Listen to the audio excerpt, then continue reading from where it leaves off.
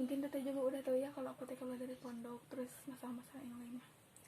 Emang udah denger ya dari yang lain kalau si Teteh ini berhenti keluar dari pondok. Cuman yang jadi pertanyaan aku nih selama ini, ada apa sih sama kamu? Punya masalah apa yang sampai membuat kamu mendorong kamu buat mutusin berhenti dari pondok? Padahal di sana itu tempat yang nyaman dan aku ngelihat kamu juga betah, ceria, nyaman di sana. Yang pertama sih orang tua, kedua ekonomi, terus ketiga kan betah mah emang betah kan. Teteh tadi bilang kalau aku teh ceria, kelihatan nyaman, padahal mah enggak. Itu tuh banyak banget masalah yang aku hadapi, tapi aku tuh berusaha untuk bisa ngebahagiain orang, bisa membuat orang tuh nyaman dengan sikap kita. Karena kalau emang dipikirkan kan rumit gitu, pusing juga kalau udah banyak masalah terus diem gitu. Jadi berusaha untuk menceriakan diri, pada itu banyak masalah banget. Terus kalau masalah orang tua, kan orang tua saya tuh pisah, terus saya tuh bimbang antara memilih mama saya dan ayah saya. Terus kalau ekonomi mungkin kita juga tahu ya, pembayarannya banyak, terus bisa beli sabun, beli sampo, beli sikat gigi, terus bayaran per bulan, keperluan lainnya. Dan ya keluar itu ya emang sebenarnya sih bingung antara mau keluar atau enggak, tapi ya jalani dulu deh. Jadi masih bingung juga gitu antara keluar atau enggak. Kalau misal dilihat dari permasalahan kamu nih, banyak juga ya penyebabnya. Cuman masalah inti yang memberatkan kamu sampai kamu itu mutusin buat keluar dari pondok itu apa sih? Apakah orang tua atau benar-benar karena ekonomi gitu, atau karena masalah pertemanan? Lebih ke orang tua sih. Kan mama saya suruhnya di pondok lagi, kalau bapak saya mending di rumah aja lah. Kan kalau di pondok juga gak ada perubahan. Terus ya di pondok juga gimana ya, jadi ayah kamu menilai bahwa kalau kamu di pondok itu tidak membawa perubahan apapun dan malah memperbanyak tunggakan dan beban, seperti itu? Enggak sih, beban mah kayak lebih ke perilaku, kayak udah mondok udah mau 3 tahun tapi perilakunya masih kayak gitu. Terus kakak juga tuh kali ya kalau di rumah itu hawanya menggebu-gebu. Ya taulah, kalau di rumah itu kadang ada omongan yang membuat kita tuh nggak betah, nggak nyaman, seperti itu.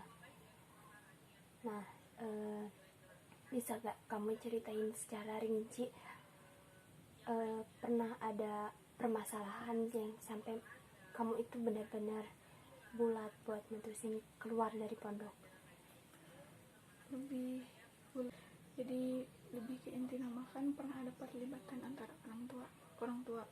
Terus kata ayah teh, udah jangan mondok lagi karena gak ada perubahan. Terus kan jadi kalau udah orang tua gitu ya kita bisa apa, jadi kita teh nurutin aja, mau gak mau gitu, walaupun emang berat banget.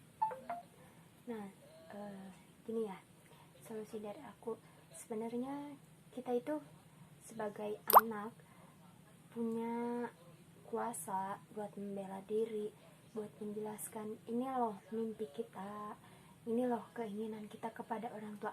Kita bisa bercerita, berbagi. Jadi lebih kita menjadikan orang tua sebagai teman bercerita. Cuman kita lihat waktunya, dimana kita benar-benar butuh teman bercerita, baru kita cerita ke orang tua, berbagi.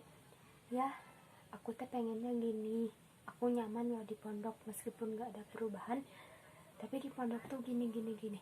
Kita punya kuasa buat menjelaskan semua mimpi kita, semua keinginan kita. Cuman karena emang anggapan kita sebagai anak, kalau orang tua udah meninggikan suara, kita gak bisa apa-apa. Nah itu tuh salah sebenarnya. Dan nah, jadi buat pelajaran kita sebagai orang tua itu, kita rangkul anak kita untuk kedepannya nih ya. Kalau kita jadi orang tua, kita rangkul anak kita jadikan teman. Ayo nak, bercerita, apa yang kamu alami hari ini, kamu bagaimana hari ini, gimana pelajaran sekolahnya, gimana nilai hariannya. Terus jangan sampai ada bahasa gini, aku ibumu, aku ayahmu, aku orang tuamu. Kamu harus nurutin apa yang disuruh orang tua, apa yang dimau orang tua. Enggak selamanya anak itu nyaman sama yang kita mau. Anak itu nyaman sama apa yang orang tua mau. Tapi kita sebagai orang tua harus menjadikan anak itu supaya mau bercerita, berbagi kepada kita. Jadikan anak itu menganggap kita sebagai teman berceritanya ketika dia membutuhkannya.